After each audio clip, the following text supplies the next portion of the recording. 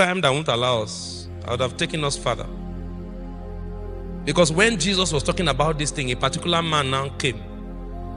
Because that man came to church that day, and what that man came to church to do was he came to church to find a way to see how Jesus will intervene in his family's problem. So when Jesus was talking about value, did not, which value? Value what? You are telling me I'm of what? Oh God, why I came to church today is that I want you to settle the problem between me and my elder brother. The guy has cornered our inheritance and he has not given me my share. So while Jesus was speaking that day, that man was not, he was looking for a way to interrupt that thing so that Jesus can attend to his matter that day. So the man now raised his hand. Oh God, you see this thing you're talking about now? No problem. But please, can you help me talk to my brother? Tell him to give me my portion of our inheritance. Then the first thing Jesus said to that man, I'm not sure I can treat that tonight, but let's see. He said, man, who has made me a judge or a divider over you? I hope you know that that question is pregnant with a lot of things.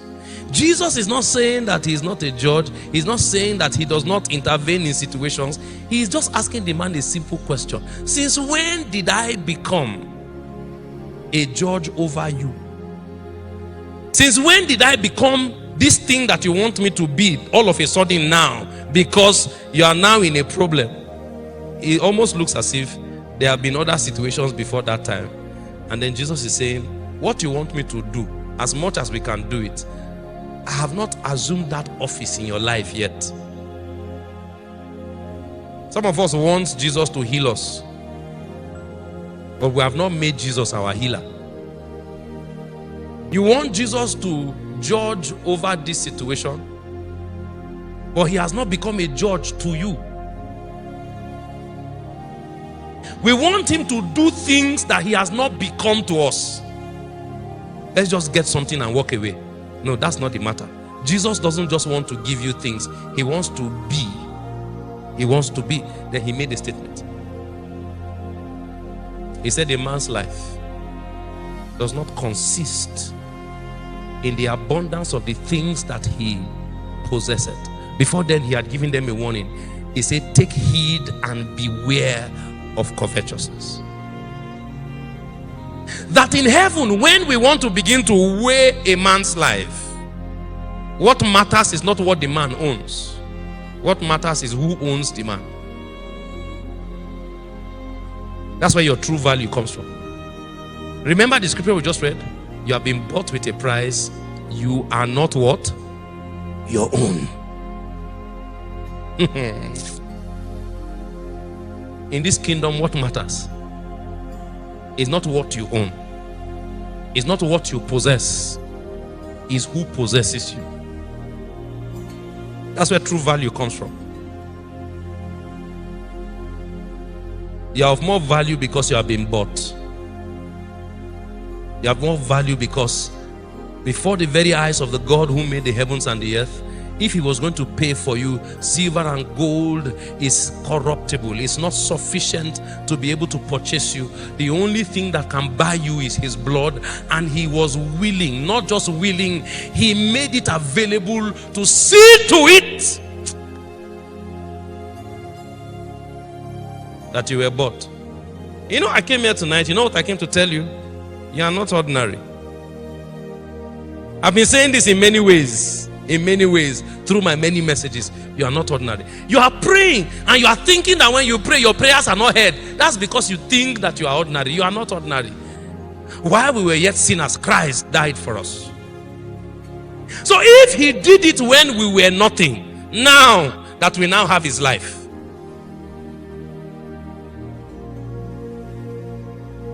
you know how the Bible puts it? It says, shall he not with him, he that spared not his own child, his own son, but gave him up for us. He says, shall he not with him? How? Freely give us how many things? Oh. See, the peace that I sustain is not in the fact that I have everything. It's in the fact that I am valued. I have been bought. I am not my own. You don't threaten me and make me sleepless over your threats, because I am not my own. The one that owns me will own up.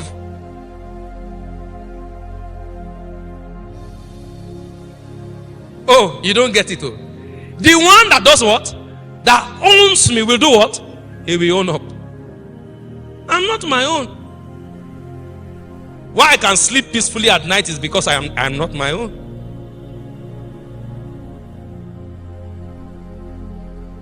Why I know that if I do the things I need to do, God will open doors for me, is because I know that I am not my own. Shall he not with him freely do what? Give us. How many things?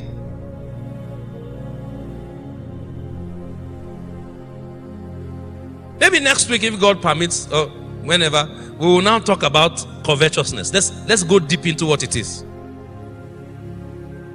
Because it is a man who does not know that he is of more value than the things, that will be restless over what does not belong to him, that is somebody else's own, and he is willing to get it at all means. He doesn't know that he is of more value.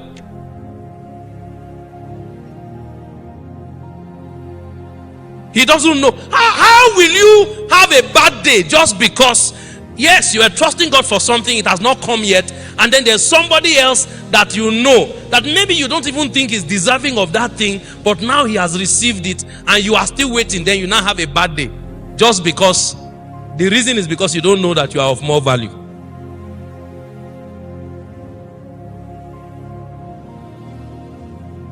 Your value is not your bank account. Your value is not the things that you possess. You know what your value is? You have been bought with a price and you are not your own.